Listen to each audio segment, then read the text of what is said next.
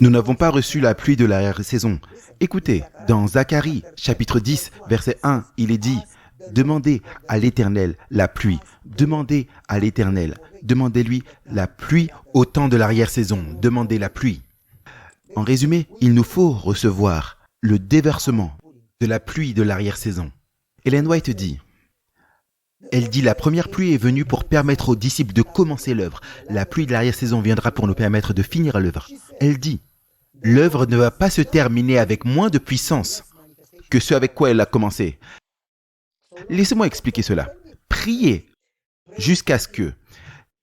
Jésus a dit aux disciples, comme un commandement, priez jusqu'à ce que vous puissiez recevoir le Saint-Esprit. Lorsque le Saint-Esprit viendra, vous recevrez la puissance.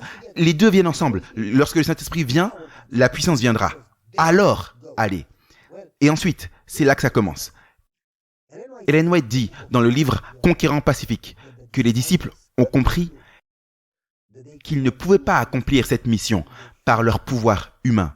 Ils savaient qu'ils étaient une poignée de personnes, sans argent, sans médias, persécutés. Comment pouvaient-ils évangéliser les leurs à Jérusalem ? Ô combien plus leur pays, ô combien plus le continent, ô combien plus le monde entier. Ils savaient qu'ils ne pouvaient pas le faire. Donc ils ont prié pour la promesse du Consolateur. Et ils ont prié. Acte 2 dit qu'ils étaient engagés dans la prière. Ils ont prié, Seigneur, tu as promis le Saint-Esprit, on en a besoin, on ne peut pas le faire par notre propre puissance. On s'humilie, s'il te plaît, donne-nous ce que tu as promis. Et l'esprit de prophétie dit, lorsque le Saint-Esprit est venu, des choses puissantes se sont produites. Des milliers ont été baptisés. 5000 un jour, 3000 un jour. Et ensuite, la Bible dit, Dieu ajoutait quotidiennement au nombre.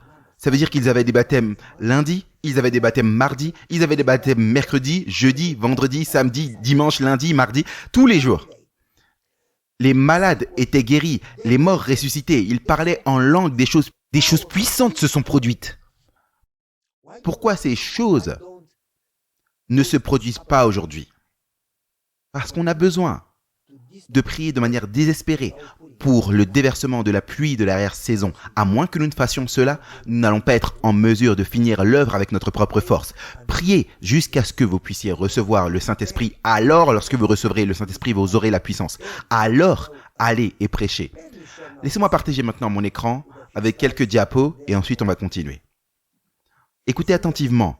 La prédication de la parole ne sera d'aucune utilité sans la présence et l'aide du Saint-Esprit. C'est le seul enseignant efficace. Christ a promis le don du Saint-Esprit à son Église et la promesse nous appartient autant qu'elle appartenait aux premiers disciples. Jésus-Christ, page 572. Les membres ont plus dépendu de la prédication sur la chair que sur le Saint-Esprit. Message choisi 127. Par le don du Saint-Esprit, les disciples ont cherché à recevoir une puissance merveilleuse. Ça, c'est dans Jésus-Christ. Après la descente du Saint-Esprit, ce disciple était tellement rempli d'amour pour lui et de ceux pour qui il est mort, que les cœurs étaient fondus par les paroles qu'ils ont prononcées et les actes qu'ils ont faits. Ils ont parlé dans la puissance du Saint-Esprit et sous cette influence, sous cette puissance, des milliers ont été convertis. Ça, c'est dans le Conquérant Pacifique. L'évangile devait aller dans les parties les plus reculées du monde et les disciples ont réclamé la puissance que Christ a promise. Donc il est dit que le Saint-Esprit a été déversé et des milliers ont été convertis. Il peut en être la même chose aujourd'hui. Le déversement du Saint-Esprit, de leur temps, c'était la première pluie et les résultats étaient glorieux. Mais la pluie de l'arrière-saison, les résultats seront encore plus grands. C'est dans Jésus-Christ. Laissez-moi donc dire ceci. Je vais vous donner un exemple. Durant le communisme, en Roumanie, c'était hors la loi de construire une église. S'ils vous attrapaient, vous allez être arrêté, mis en prison pour le reste de votre vie, battu, torturé. Beaucoup ne sont jamais rentrés à la maison. C'était hors la loi de traverser le pays avec des Bibles, de faire de l'évangélisation, de construire des églises. Vous allez être arrêté. Mon père était un homme de prière. Il priait continuellement. Il priait sans cesse. Lorsqu'on allait se coucher, il priait. Au milieu de la nuit, si je me réveillais pour aller dans la cuisine, manger un petit peu parce que j'avais faim, il priait encore. Le matin, il priait encore. Je lui demandais, pourquoi tu pries tant? Et il dit, je prie jusqu'à ce que je sois rempli du Saint-Esprit, à un point que je ne me contrôle plus moi-même, mais que Dieu me contrôle. Je ne dis pas mes paroles, mais je dis les paroles que Dieu m'inspire, à un point que le Saint-Esprit vit en moi et que je marche avec lui et je parle avec lui. Je lui dis, papa, sois sérieux, tu ne peux pas parler à Dieu. Et il me dit aussi, Dieu a parlé à Abraham, à Moïse, à Joseph, à Daniel, à Paul, à Jean, à Pierre. Dieu parle encore. C'est simplement qu'on n'a pas le temps d'écouter. La Bible dit, écoute attentivement, dans Apocalypse, que celui qui a des oreilles entende ce que l'Esprit dit. C'est simplement qu'on n'écoute pas, on est trop occupé. Jésus dit, mes brebis connaissent ma voix. Ésaïe dit, vos oreilles entendront une voix derrière vous disant, voici le chemin. Psaume dit, il réveille mes oreilles pour entendre. Et donc mon père dit, on chante la chanson, il parle avec moi et il chante avec moi, mais on n'écoute jamais. Il dit, mon fils, si tu pries pour la puissance du Saint-Esprit, tu vas sentir que Dieu te conduit et que tu vas être rempli de l'Esprit. Donc laissez-moi vous donner cet exemple. Mon père priait et il parlait au pasteur. On avait un bon pasteur, converti, humble, engagé. Il travaillait dur, il aimait Jésus. Mon père lui parlait et lui dit, écoute, j'ai beaucoup prié et Dieu m'a inspiré qu'il nous faut construire une église. Notre église est vieille, en lambeaux. Il nous faut construire une église. Le pasteur a dit, frère Goya, j'ai prié également et Dieu m'a également inspiré la même chose. Mais si on construit l'église, on va être arrêté par le Parti communiste et on va aller en prison jusqu'à la fin de nos vies. Mon père a dit, pasteur, si Dieu ordonne, si ce n'est pas notre plan, parfois nous on planifie et on demande à Dieu de bénir. Là, on demande à Dieu de bénir nos plans. C'est la raison pour laquelle on n'expérimente pas les bénédictions. Mais si on cherche le plan de Dieu, si Dieu nous dit quoi faire, alors il va nous bénir, il va nous protéger, il va nous donner les ressources. Et si Dieu est avec nous, qui peut? Si Dieu est avec nous, qui peut être contre nous? Donc n'ayons pas peur du gouvernement communiste parce que notre Dieu est plus grand. Celui qui est avec nous, il est plus grand que celui qui est contre nous. Notre Dieu est plus grand que le gouvernement. Si Dieu veut qu'on aille en prison, comme Joseph, on ira en prison. Mais si Dieu veut qu'on soit libre, on sera libre. Construisons l'église. Eh bien, ils ont parlé au comité. Le comité avait tellement peur, ils ont dit « Ah, on va aller en prison !» Mais mon père leur a parlé. Et ils ont décidé de construire l'église. J'étais jeune. J'étais en CM2. Tout le monde travaillait. Les enfants, les femmes, les hommes, les personnes âgées, tout le monde travaillait. On se rencontrait chaque nuit à 23h, on travaillait jusqu'à 5h du matin. On n'utilisait aucune lumière. On travaillait dans les ténèbres afin que personne ne puisse nous voir. Aucun outil électrique afin que personne n'entende. On a construit de manière silencieuse afin que les communistes n'entendent rien. On a démoli l'ancienne église et on a laissé le mur frontal devant et on a construit l'église, la nouvelle église derrière le mur de devant pour qu'il la cache. Après 3 mois de construction tous les soirs, la structure de la nouvelle église était plus haute que le mur frontal de l'ancienne église. Mais on n'avait pas encore de toit. Cette nuit, je m'en souviens, il pleuvait. On construisait. Et la police est arrivée. Quelqu'un a appelé la police. Ils ont commencé à frapper à la porte de devant. « Ouvrez la porte! Vous construisez une église sans permission !» Les gens ont commencé à pleurer. « Seigneur, ils vont nous arrêter. On va être battus, torturés. On va aller en prison. Protège-nous. » Ils ont été sous la nouvelle structure de la nouvelle église et ils ont commencé à pleurer et à prier. Mon père a été à la porte et a dit « Qu'est-ce que vous voulez ?» Et le policier a dit « Ouvre la porte !» Mon père a dit, est-ce que vous avez un mandat? Ils ont dit, on n'a pas de mandat. Alors moi, j'ouvre pas la porte. N'as-tu pas peur? On va te terminer. On va t'arrêter. Non, je n'ai pas peur. Allez chercher un mandat. Il est 2 heures du matin, on va pas aller chercher un mandat. Alors revenez demain matin, après que vous ayez le mandat. Les policiers étaient tellement en colère. Ils sont partis et ils ont promis de revenir, mais ils sont partis. Mon père est revenu sous la structure de la nouvelle église. Ils ont dit, regardez, arrêtez de pleurer. Si vous avez peur, vous avez un Dieu qui est petit alors. Parce que si votre Dieu est le Dieu de l'univers, pourquoi est-ce que vous avez peur? Arrêtez de prier pour votre sécurité, pour votre liberté. Il doit augmenter, nous devons décroître, nous ne sommes rien. Priez pour l'honneur de Dieu. Priez pour que cette ville communiste, sache qu'il y a un Dieu dans le ciel. Priez pour l'Église. Ne priez pas pour vous-même. Oubliez-vous. Dieu est plus important que vous. Et ils ont commencé à prier, Seigneur, qu'importe ce qui se passe avec notre liberté, nous sommes prêts à tout perdre, vie ou liberté. Mais œuvre pour ton nom, œuvre pour que cette ville connaisse qu'il y a un Dieu dans le ciel. Et ils ont prié. Jusqu'au matin, la police n'est pas revenue. On a fini en 3 mois supplémentaires. L'église, la maison du pasteur, la salle de l'école du sabbat, les toilettes, on a tout fini. 3 mois plus tard, la police est revenue. Ils avaient un mandat. Ils voulaient nous arrêter. Mon père a dit au pasteur, passe par la porte de derrière, vas-y. Le pasteur dit non, je reste là. Mon père, il a dit, il n'y a rien d'avantage s'il t'arrête, toi et moi. Et il a dit non, je suis prêt à aller à la retraite. Si je vais en prison, c'est ok. Mais toi, tu es jeune. Dieu a du travail pour toi. Tu as encore une mission à faire. Il n'y a aucun avantage que tu sois arrêté. Moi, j'irai en prison. Et toi, tu restes libre afin que tu puisses continuer à faire avancer la mission, à prêcher l'évangile. Donc le pasteur est passé par la porte arrière. La police est entrée et a dit « Qui est responsable pour la construction, ce projet ?» Mon père a dit « Moi, vous pouvez m'arrêter. » Ils ont pris mon père au poste de police.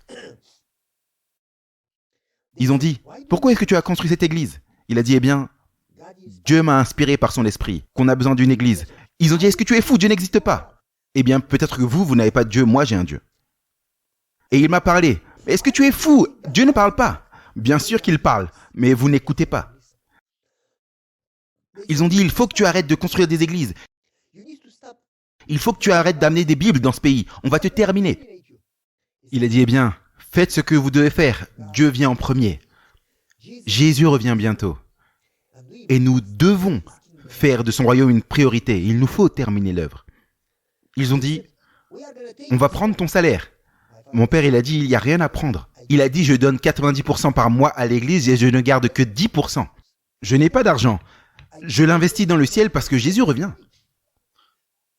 On va te virer de ton travail. Oh, ce serait génial. Comme ça, j'aurai du temps 24 heures sur 24 pour servir Jésus parce que Jésus revient. Il nous faut nous focaliser sur la mission. » L'officier de police était désespéré. « Je vais te tirer dessus. » Mon père, il a dit « Génial. Parce que si je vis pour Dieu. Si je meurs, 1 seconde, la résurrection, je vais avoir Jésus face à face. » L'officier de police a pris son pistolet et l'a pointé sur la poitrine de mon père. Mon père a dit « J'ouvre ma chemise. » Il a commencé à déboutonner sa chemise. Et l'officier a dit « Mais la balle traverse la chemise. » Mon père a dit « Oui, je sais. Mais c'est une chemise neuve. Ce serait dommage de l'attacher avec du sang. Laissez-moi l'enlever.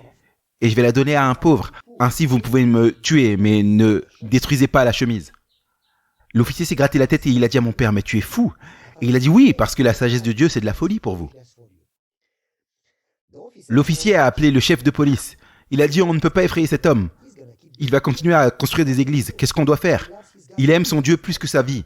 Il dit que Jésus revient bientôt et qu'on doit finir l'œuvre. Qu'est-ce qu'on fait avec lui ?» Le chef de la police a appelé le maire de la ville. Qu'est-ce qu'on doit faire pour arrêter cet homme? Le maire a dit « Exécutez-le. Faites de lui une leçon pour tous les autres. Enseignons-leur une leçon. » Les officiers ont reçu les ordres. Ils doivent les exécuter. Ils se sont excusés auprès de mon père.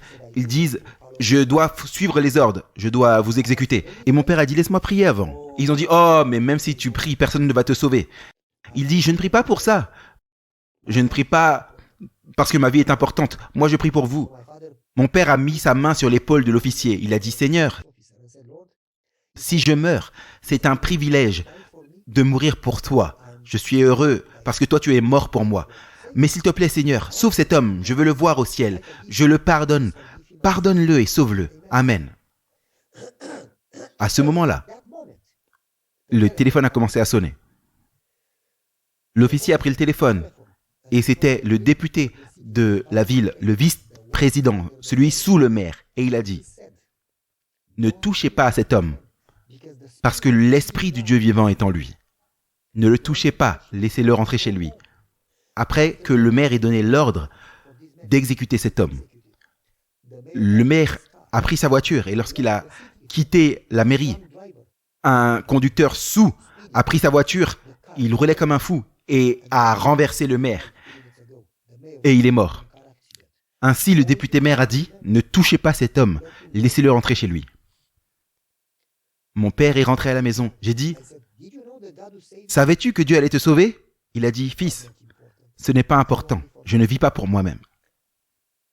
Le Saint-Esprit vit en moi et je fais tout ce qu'il me dit. Je ne suis pas intéressé par ma vie, je suis intéressé par Dieu. Dieu est premier, pas moi. Il m'a dit, fils. Maintenant, écoute attentivement. Il a dit, fils. Beaucoup d'adventistes vont à l'église et c'est génial. Et ils observent le sabbat et c'est génial. Mangent bien et c'est génial. Donnent la dîme et c'est magnifique. Mais ils ne marchent pas avec Dieu. Ils ne sont pas conduits par le Saint-Esprit. Par conséquent, lorsque Jésus viendra, il va dire, je ne vous ai jamais connu. Et ils vont dire, mais Seigneur, on a été à l'église, on a fait de l'évangélisation, on a observé le sabbat, on mangeait bien, on connaît les 2300 soirs et matins, on connaît les doctrines. Et Jésus va dire, je ne vous ai jamais connu. Et Ellen White dit, froid, ils sont destitués de l'esprit. Au groupe auquel Jésus dit, je ne vous ai jamais connu, ils sont destitués du Saint-Esprit.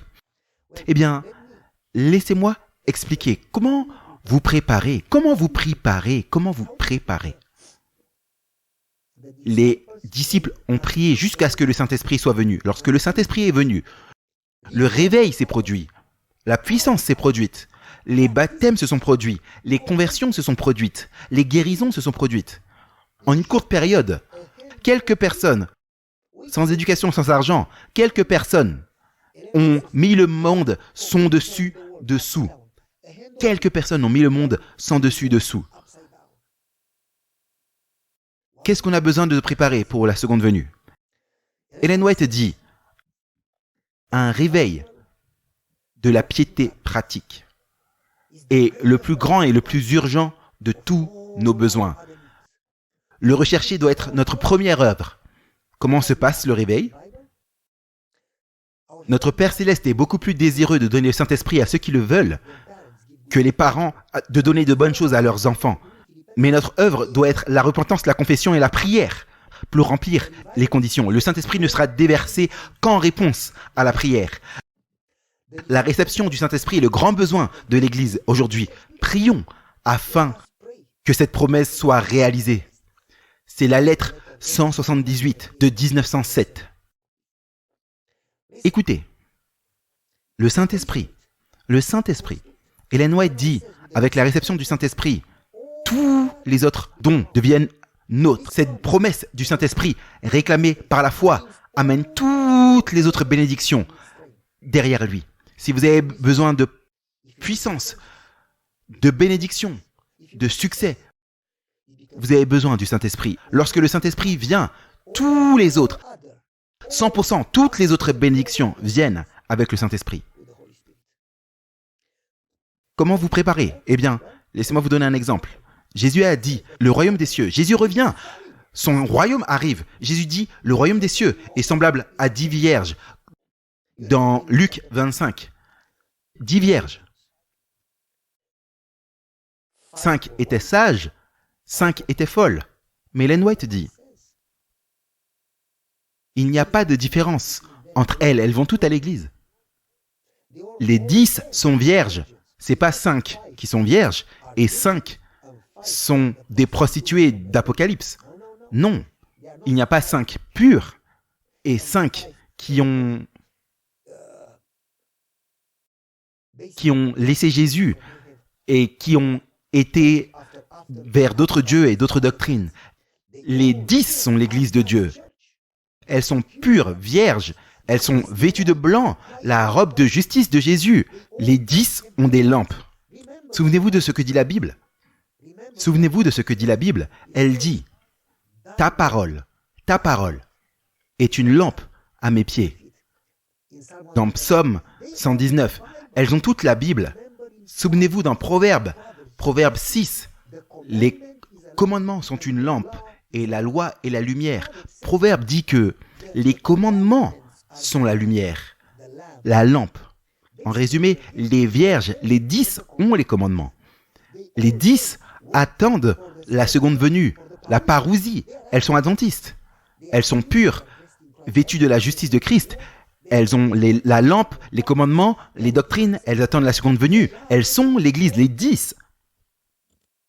Écoutez attentivement. Très important. Ce qui s'est passé. Les 10 avaient de l'huile au début. Plus tard, lorsqu'elles se sont endormies, l'huile s'est terminée. Mais au début, elles ont toutes le Saint-Esprit.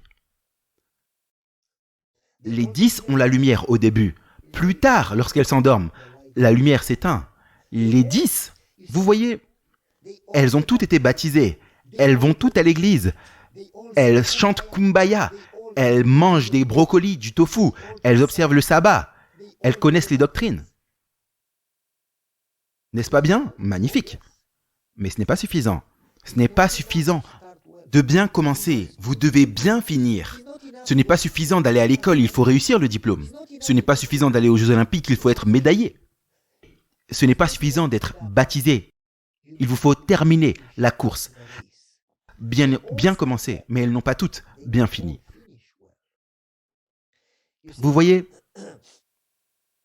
quand j'avais 17 ans, le pasteur nous a amenés vers la mer Noire, camper. Et c'était un grand lac, appelé le lac Tekiliol.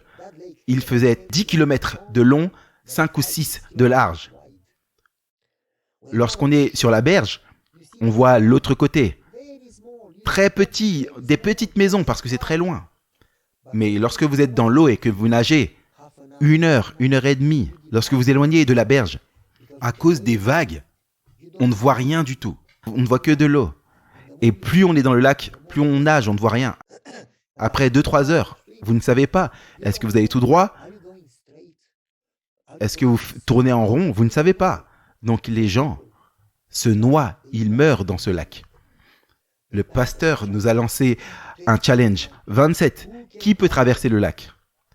Le pasteur et 2 autres parents ont pris des bateaux, des canoës, et ont été dans le lac. Si vous êtes fatigué, montez dans le bateau. Oh, il y avait des jeunes avec des muscles. Schwarzenegger, énorme. J'ai appelé mon père. J'ai dit, qu'est-ce que je peux faire pour finir à la course? Pour gagner la couronne. Mon père a dit, mon fils, ce n'est pas suffisant de bien commencer. Il faut bien terminer. C'est ça qui compte. Et j'ai dit, mais comment tu fais ça? Et mon père a dit, reste focalisé. Ne laisse rien d'autre ne distraire ton attention. Reste focalisé. Comment est-ce que je fais pour faire ça? Je me suis imposé un rythme. J'ai commencé à chanter une chanson. Pam, pam, pam, pam, pam, pam. Et j'ai commencé à nager dans ce rythme. Pam, pam, pam, pam, pam, pam. Pam. Les autres, tchou, tchou, tchou, tchou. Ils étaient essoufflés. Ils étaient fatigués, ils se sont arrêtés. Moi, je continuais. Pam, pam, pam, pam, pam. Et ensuite, j'étais derrière et ensuite je les ai dépassés. Ensuite, ils m'ont vu. Oh, Pavel nous a dépassés. Et ensuite, ils ont nagé très vite. Ensuite, ils étaient essoufflés encore. Et ensuite, moi, je continuais à chanter. Pam, pam, pam. Et l'un après l'autre, ils se sont épuisés et ils sont montés dans le bateau. Moi, je continuais. Pam, pam, pam, pam, pam, pam. Ils m'ont dit, Pavel, on est tous dans le bateau. Tu n'as plus personne, tu n'as plus d'adversaire. Monte dans le bateau. Et j'ai dit non, il faut que je finisse la course. Pam, pam, pam, pam. Et je nageais. Ils sont rentrés. 5 heures plus tard, je suis arrivé de l'autre côté. Eux, ils mangeaient au restaurant. Ils ont dit, viens dans le bateau, on rentre. J'ai dit non, j'ai sauté dans le lac 5 heures supplémentaires. Et j'ai chanté. Ils m'ont dit, mais comment est-ce que tu as fait ça? Je leur ai dit, je suis resté focalisé. Laissez-moi faire un parallèle avec ce dont on discute. 10 vierges. Au début, elles sont toutes baptisées, elles ont bien commencé, elles ont sauté dans l'eau, elles ont nagé, elles ont été baptisées, elles vont à l'église, elles chantent Kumbaya. Mais ensuite, 5 d'entre elles reviennent quotidiennement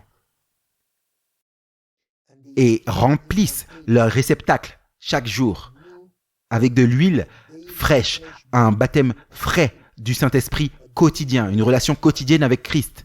Elles en ont fait une relation, une priorité quotidienne de se remplir de la présence de Christ. Les 5 autres, elles étaient distraites, occupées. Elles ont toujours de l'huile, elles ont toujours le feu. Mais ils meurent un petit peu, un peu plus. Et elles s'endorment, toutes, mais lorsqu'elles se réveillent. 5 d'entre elles n'ont plus d'huile. Et maintenant, j'aimerais expliquer quelque chose. Elles avaient les lampes, les 10. La parole, ta parole est une lampe à mes pieds. Elles avaient la parole, elles avaient l'huile de Saint-Esprit. Mais les lampes, selon notre théologie, selon la tradition, l'huile dans la lampe ne pouvait durer que 4 heures. Et toutes avaient des lampes et de l'huile dedans. Mais lorsqu'elles se sont réveillées de leur sommeil, aucune n'avait de l'huile, mais les sages avaient une réserve. Il est dit, elles avaient une réserve de l'huile. Elles en ont pris de la réserve de l'huile, elles en ont mise dans la lampe. Selon la tradition, le conteneur de réserve pouvait durer 7 à 8 heures. Lorsqu'on le met dans la lampe, c'est 3-4 heures. En tout, 12, 13 heures, toute la nuit donc. Elles avaient toutes de l'huile dans leur lampe. Mais 5 d'entre elles, chaque jour, remplissaient leur réserve. Les autres ne la remplissaient pas. Elles se sont toutes endormies, les sages et les folles. C'est quoi le sommeil? C'est quoi le sommeil? C'est quoi le sommeil? Vous voyez, le sommeil pourrait être beaucoup d'autres choses. Ça pourrait être l'ignorance, de l'urgence du temps dans lequel on vit. Mais le sommeil pourrait être autre chose. On dit que durant la tempête, Jésus dormait dans le bateau. Les disciples l'ont réveillé. Ne te soucie donc pas que nous périssons. Et l'esprit de prophétie dit que Jésus dormait parce qu'il était en sécurité dans les mains du Père. Pierre dormait en prison. Et l'esprit de prophétie dit qu'il savait que Dieu était au contrôle et qu'il était en sécurité dans les mains de Dieu. C'est quoi le sommeil? Est-ce que ça peut être un faux sens de sécurité, un faux sens d'assurance? On est adventiste, on a les doctrines, on a la vérité, on est l'église de Dieu, on a le sabbat, on a le sanctuaire, la réforme sanitaire, on est le peuple de Dieu. On est l'église. Et ça nous donne, on va à l'église, on a l'esprit de prophétie. Ça nous donne un faux sens de sécurité. Et on échoue à remplir notre réserve avec de l'huile. Plus que cela. Vous voyez, pourquoi est-ce que Jésus n'a pas choisi pour le Saint-Esprit le vent? Parce qu'il a dit à Nicodème, le Saint-Esprit c'est comme le vent. Pourquoi n'a-t-il pas choisi le feu? Parce qu'au-dessus des têtes des disciples, c'était du feu. Pourquoi de l'huile? Parce que l'huile était utilisée pour oindre quelqu'un lorsque Dieu l'appelait. Et cela voulait dire qu'il était mis à part à 100% pour le service.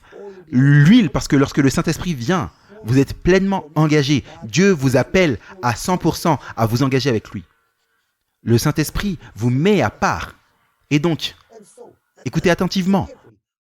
Toutes se sont endormies. Et ensuite, toutes se sont réveillées. Les sages et les folles.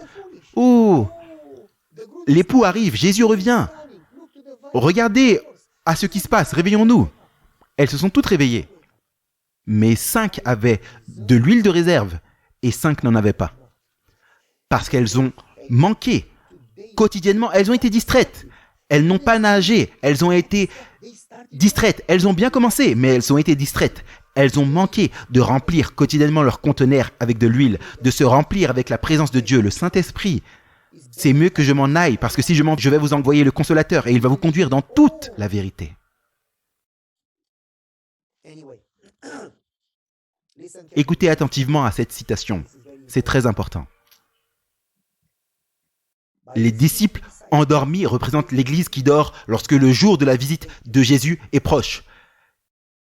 Christ est à la porte. Les hommes et les femmes sont dans les toutes dernières heures de probation. Cependant, ils sont insensés. Ils dorment. Et les pasteurs n'ont pas la puissance de les réveiller parce que les pasteurs dorment également. Des pasteurs qui dorment, prêchant à des membres qui dorment. Waouh! Ça veut dire que moi aussi je dors. Nous tous. En résumé, dormir face à l'urgence du temps dans lequel nous vivons. Jésus vient finalement. Nous avons des devoirs à faire. Il nous faut nous préparer aujourd'hui, pas demain. Aujourd'hui. Il nous faut être rempli d'huile aujourd'hui, pas demain. Il nous faut faire de l'œuvre de Dieu une priorité aujourd'hui, pas demain. Et donc, très intéressant, très intéressant. Écoutez, le Saint-Esprit a été déversé sur l'Église primitive comme première pluie pour les aider à remplir leur mission. Et le Saint-Esprit sera déversé sur l'Église de la fin pour nous aider à finir l'œuvre. Ne devrions-nous pas prier pour le Saint-Esprit? J'aimerais expliquer. Lorsque l'époux vient, 5 insensés ont leur lampe, mais n'ont pas d'huile. Elles ont les lampes. C'est quoi les lampes? Les lampes, c'est la forme qui contient l'huile, la forme qui retient l'huile. Les 5 ont la forme extérieure, la lampe, mais non pas le contenu. L'huile est manquante. Écoutez, Ellen White dit, je vais vous donner la citation maintenant, elle dit qu'elles sont satisfaites avec les formes de religion sans la relation. Je vais lire la citation. Écoutons, parcourons quelques citations. Sans l'Esprit de Dieu, la connaissance de la parole ne sert à rien. La théorie, les doctrines, la Bible sont toutes bonnes. Sans l'Esprit, elles ne peuvent pas sanctifier le cœur. Les pharisiens connaissaient la théorie. On peut être familier avec les promesses et les commandements, mais sans l'Esprit pour faire pénétrer la vérité dans le cœur, le caractère ne sera jamais transformé. Dans la parabole, les 10 attendaient. Les 10 avaient des lampes. C'est la même chose de l'Église avant la seconde venue. Ils ont tous la connaissance des Écritures. Cependant, ils n'ont pas d'huile. Ils sont sans le Saint-Esprit. Waouh! La classe représentée par les folles, ce ne sont pas les hypocrites. Ils croient en la vérité, ils prêchent la vérité. Mais ils sont satisfaits avec une religion superficielle. Leur service à Dieu dégénère en formalisme.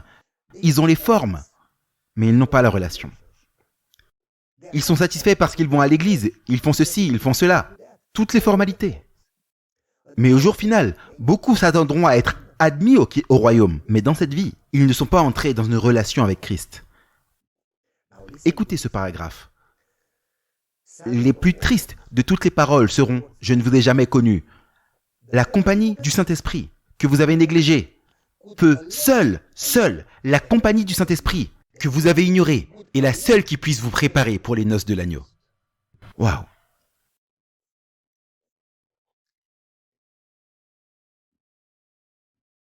Si Dieu doit bénir son Église au dernier jour, ce sera parce que la doctrine du Saint-Esprit non seulement sera étudiée, mais recherchée de tout cœur. Les ministres, les églises devraient s'agenouiller devant Christ et crier « Nous avons attristé le Saint-Esprit. Nous avons essayé d'être chrétiens sans le Saint-Esprit. Nous n'avons pas rempli nos églises du Saint-Esprit. Si nous n'avons pas le Saint-Esprit, ce serait mieux de fermer les églises. Si les pasteurs n'ont pas le Saint-Esprit, ils ne devraient pas prêcher. Je pense que je ne parle pas trop fort lorsque je dis une église sans l'esprit est plutôt une malédiction qu'une bénédiction. Vu que c'est le moyen, le Saint-Esprit, par lequel nous devons recevoir la puissance. Pourquoi n'avons-nous pas faim? Pourquoi n'avons-nous pas soif pour le Saint-Esprit? Pourquoi ne parlons-nous pas, ne prions-nous pas, ne prêchons-nous pas sur le Saint-Esprit?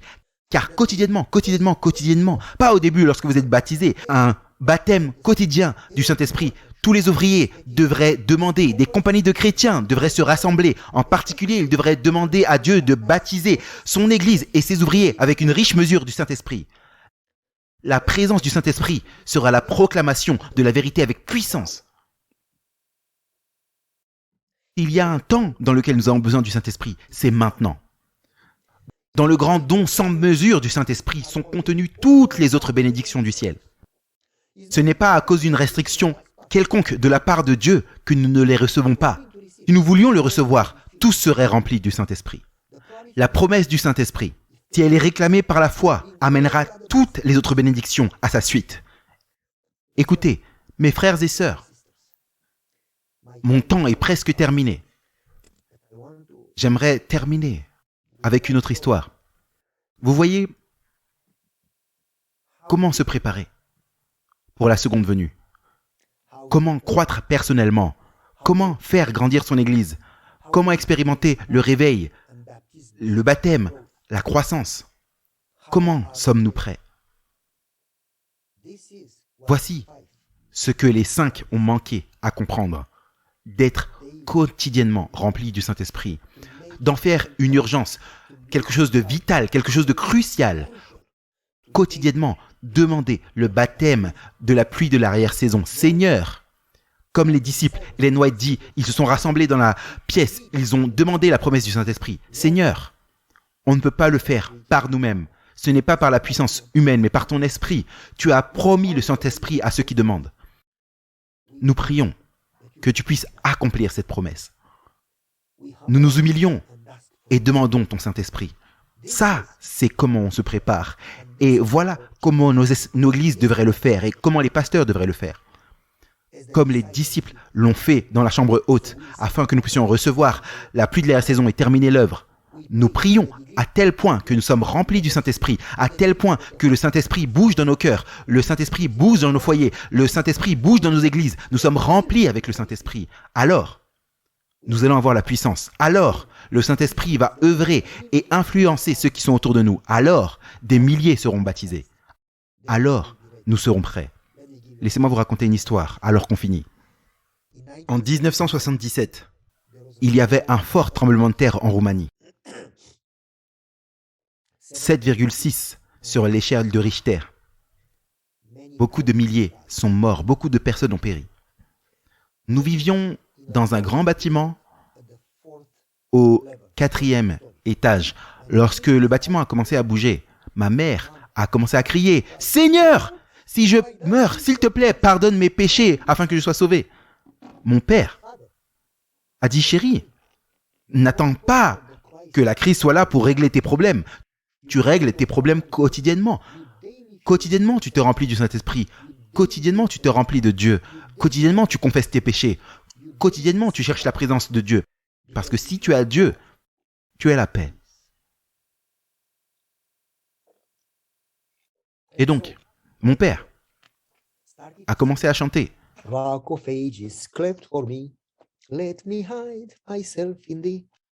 Ma mère a dit « Comment est-ce que tu peux chanter durant le tremblement de terre ?» Mon père a dit « J'ai ouvert ma bouche et c'est sorti. » Je n'ai pas de raison d'avoir peur. Si Dieu est avec moi, même si le bâtiment tombe et 10 000 meurent à ma droite, je me tiendrai. Et si Dieu veut que je meure, je suis prêt. J'ai la présence de Dieu, j'ai la paix. À ce moment-là, quelqu'un a frappé à la porte. Qui va frapper à la porte pendant un tremblement de terre? Mon père a ouvert la porte. C'était notre voisin d'à côté, le mari et la femme. « Monsieur Goya, est-ce qu'on peut venir chez vous ?»« Pourquoi voudriez-vous venir ?» Les gens courent pour sortir du bâtiment. « Monsieur Goya, les escaliers sont renversés, on ne peut plus descendre. »« Pourquoi ne sortez-vous pas du bâtiment ? Il y a des grands bâtiments, ils tombent sur nous, on va nous enterrer vivants. On peut se cacher nulle part et le bâtiment s'effondre. » Et mon père a dit, mais mon appartement est dans le bâtiment. Pourquoi tu penses que c'est sûr ici si le bâtiment s'effondre?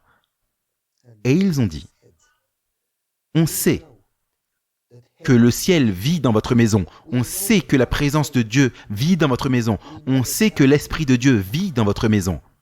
On sait que le ciel est ici. Lorsqu'on se discute, qu'on crie, qu'on regarde des films bizarres, de la musique bizarre, on vous entend prier et chanter. Vous allez de porte à porte.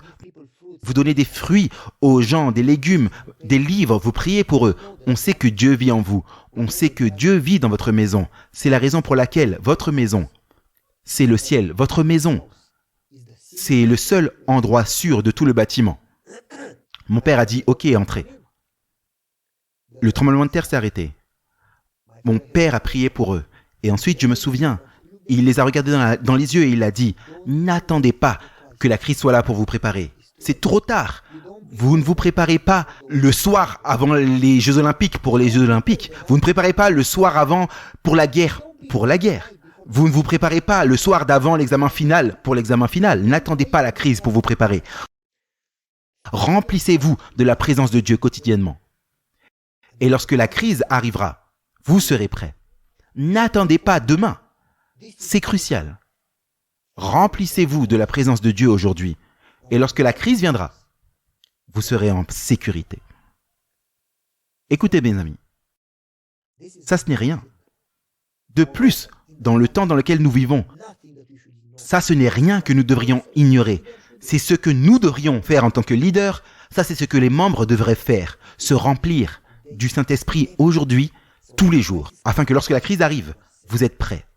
Remplissez-vous du Saint-Esprit, afin que votre lampe, votre être soit rempli d'huile, parce qu'alors vous aurez la paix, la puissance, la victoire. Le Saint-Esprit en vous peut influencer les gens autour de vous. Il peut convertir, il peut changer les cœurs, il peut ramener des milliers. Mais ça, c'est lorsque vous avez la puissance. Ça, c'est lorsque vous avez le succès. Ça, c'est lorsque votre Église croît. Remplissez-vous de la puissance du Saint-Esprit. Ça, c'est ce qui manquait aux saints, qui se qu'avaient les 5 autres. Et c'est ce qui fait la différence entre sauvé et perdu. Et c'est ce à quoi Dieu nous appelle de plus dans les temps dans lesquels nous vivons.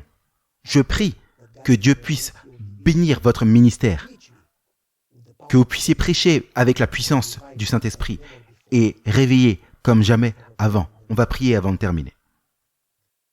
Père Céleste, la promesse du Saint-Esprit est absolument cruciale pour notre préparation et pour la préparation de l'Église et pour terminer l'œuvre. Aide-nous à comprendre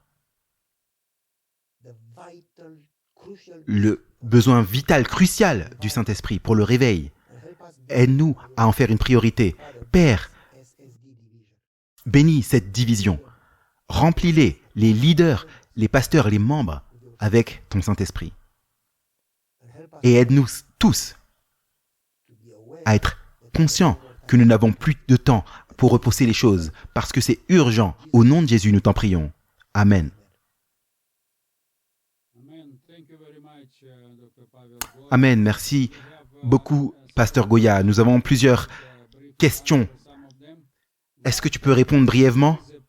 Pourquoi ne voyons-nous pas la puissance du Saint-Esprit remplir les leaders et les pasteurs, comme du temps des apôtres? Eh bien, je ne me focaliserai pas tant sur les autres, mais plutôt sur moi-même. On ne devrait pas attendre que les pasteurs... L'Église n'est pas un bâtiment, une institution. L'Église, c'est les gens. On ne devrait pas attendre. Lorsque l'Église, lorsque les pasteurs, lorsque les leaders, moi, à l'heure, à ce moment-là, tu es responsable pour toi-même. Tous les réveils dans mon papier de doctorat, on le voit, tous les réveils dans l'histoire du monde se sont produits lorsque des petits groupes de personnes, c'est d'exemple, Jérémie Lampierre, celui qui a institué la Société biblique à New York, c'était un homme qui a commencé à prier à Central Park tous les jours de midi à 13h. Au début, c'était 10, 100, 1000. 2 semaines plus tard, l'économie a chuté et des dizaines de milliers sont venus. Et 10 000 par jour, dit l'histoire. Toutes les semaines, jusqu'à ce qu'il y ait 1,4 million de personnes converties. à partir de une personne, il peut faire la même chose avec 1000, 10 000, 3000, leur donner la victoire. Mais on ne devrait attendre personne. C'est notre devoir, mon devoir, d'être rempli du Saint-Esprit, le tien, de prier, chacun pour soi. On ne peut pas dire, lorsque le Saint-Esprit viendra sur les pasteurs, alors je vais prier. Nous, chacun, on est responsable. Chaque individu, chaque vierge était responsable de son huile. On devrait être conscient de notre besoin personnel. Et je n'essaye pas de critiquer qui que ce soit. Mais même la pensée, oh mais qu'est-ce que font les autres? Cette pensée va m'empêcher moi de recevoir le Saint-Esprit. Donc c'est dans mon intérêt personnel de me focaliser sur le fait que j'ai besoin d'être rempli du Saint-Esprit. Et avec mon exemple, je peux influencer les autres. Je vais vous donner un exemple pratique. Lorsque j'étais étudiant à Bucarest, dans mon église, une très grande église, gigantesque, rien ne se produisait. C'était ennuyant, vraiment ennuyant. Mes amis et moi, nous n'avons pas attendu que l'église ou les leaders le fassent. On a parlé ensemble, mes amis et moi, dans une pièce, en haut, et on priait tous les jours pendant 1 heure, réveil dans notre église. Après 2 mois, une autre fille nous a rejoints. Après 2 semaines, 2 autres garçons. En 4-5 mois, il y avait 52 jeunes qui priaient pour le réveil. Et en 2 ans, l'église a été réveillée. L'histoire, vous ne la croirez même pas. En résumé, Dieu appelle chacun à en faire une priorité et ne pas attendre qui que ce soit. Il n'y a plus de temps pour attendre. Merci. Docteur Goya, une autre question, ensuite on avance. Nous croyons en la puissance du Saint-Esprit lorsque nous prêchons l'Évangile. Est-ce approprié de fixer un nombre de baptêmes? Ah, ça c'est une grande question. Et la réponse doit être longue. Je ne peux pas résumer brièvement. Mais vous voyez, il y a 2 perspectives. L'une dit œuvrer par la foi sans fixer de nombre. Un autre dit et un but et la foi. Parce que si tu n'as pas de vision, les gens sans vision meurent. Si tu n'as pas de vision, si tu n'as pas de désir, tu ne vas jamais y arriver. Si tu ne sais pas où est-ce que tu vas, tu n'iras nulle part. Donc, on devrait avoir de grands buts. Prier pour ces derniers par la foi et avancer par la foi. Mais ne pas le faire. En résumé, la règle de foi, c'est « Oh, si tu ne baptises pas 3000, tu n'es pas quelqu'un de fidèle. » Jésus n'a baptisé personne, mais à cause de son œuvre, les disciples ont baptisé des milliers. En résumé, on doit avoir de grands buts et travailler dur et prier durement. Mais ce n'est pas nécessaire de faire que les chiffres soient plus importants que l'engagement et le travail. Il y a beaucoup à expliquer. Je n'ai pas le temps de rentrer en profondeur. Je le fais dans une présentation où j'explique tous les côtés et j'explique c'est quoi ma vision. Mais cependant, on n'a pas le temps maintenant, à moins qu'on repart sur 15 ou 50 minutes minimum. Cependant, ma recommandation personnelle, c'est que je recommande que nous puissions prier là-dessus et ensuite avoir une grande vision. Parce que nous avons un grand Dieu. Une petite vision signifie, une petite foi signifie un petit Dieu. Une grande vision, c'est lorsque nous prions beaucoup et travaillons durement et nous attendons. Ellen White dit, attendez une réponse à votre prière par la foi. Priez grand et attendez une réponse. Beaucoup, nous prions et nous doutons que la réponse ne vienne. Attendez une réponse. Et donc, supposons, j'ai une vision pour 300 et je travaille dur et je prie dur. Et j'échoue, je n'ai baptisé que 150 personnes. Mon frère, ma sœur, c'est mieux que rien. Je suis heureux. J'ai baptisé 150, je n'ai pas baptisé 300. C'est pire de ne pas avoir de but et par conséquent, on n'est pas motivé. Maintenant, je ne suis pas d'accord avec certaines idées qui disent si tu ne baptises pas 3000, tu dois être viré ou quoi que ce soit. Mais en même temps, je ne crois pas que les gens qui ne travaillent pas sont engagés. Je pense que les gens qui aiment Jésus, ils font du travail une mission, une priorité au-dessus de tout dans leur vie. Je vais m'arrêter là parce qu'il y a beaucoup à dire. Ça dépend de la perspective, il y a besoin de beaucoup d'explications. Merci beaucoup. Il y a une autre question qui a été soulevée au sujet de l'histoire dont tu as parlé, de ton père qui a construit l'église. Les gens demandent c'était dans quel pays? En Roumanie, durant la période communiste. J'ajoute un peu à la question précédente. Je n'ai pas le temps, mais dans mon papier de doctorat, j'ai raconté un exemple pratique. J'avais 3 exemples qui se sont produits dans mon ministère seulement par la grâce de Dieu. Des exemples pratiques où on a beaucoup prié. Et le nombre de baptisés était bien plus haut que la moyenne, de 0 croissance durant les 73 dernières années à une croissance de 18,6%. Et donc, mais on a beaucoup prié, on a beaucoup travaillé. Études bibliques, évangélisation, ça prend du temps. Je n'ai pas le temps, ça prend 3 heures. Mais Dieu a vraiment béni de 0 baptême à plus de 50 par année, jusqu'à ce qu'on passe de 90 à 350. Donc c'est possible, avec beaucoup de prières, beaucoup de travail. Bon, on avance, on n'a pas le temps. Mais que Dieu puisse bénir cette division grandement. Que Dieu vous bénisse. Merci, Dr Goya. Que Dieu vous bénisse. Nous avançons par la foi. Merci, Dr Goya, pour cette présentation. C'était avec plaisir. J'espère que chacun pourra trouver ce dont il a besoin et que Dieu vous bénisse.